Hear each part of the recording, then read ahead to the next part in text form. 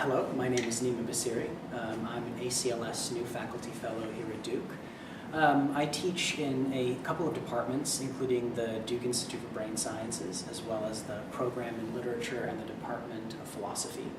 In the spring, I'll be teaching a course in neuroscience that's called Brain, Self, and Society.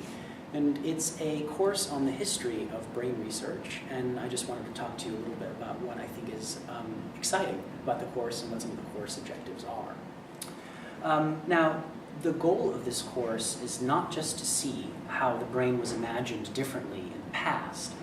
And the reason for this is that thinking about the brain and nerves, for example, in the middle of the 18th century, also yielded a totally different picture of what it meant to be a person and a self, different than, for example, just 100 years later in the middle of the 19th century or in the middle of the 20th.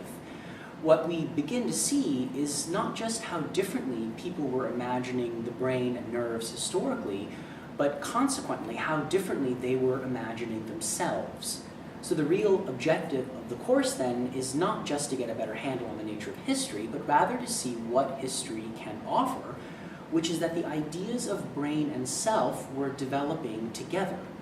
So by looking at the history of brain research, up even to some present-day neuroscience being done at Duke, we'll start to see that research on the brain isn't always a matter of discovering the truth of the human, but sometimes it means constructing an idea of it. So hopefully you'll walk away from this course not just with a better idea of the history of brain research, but also with a better sense of what's at stake in the future of neuroscience as well.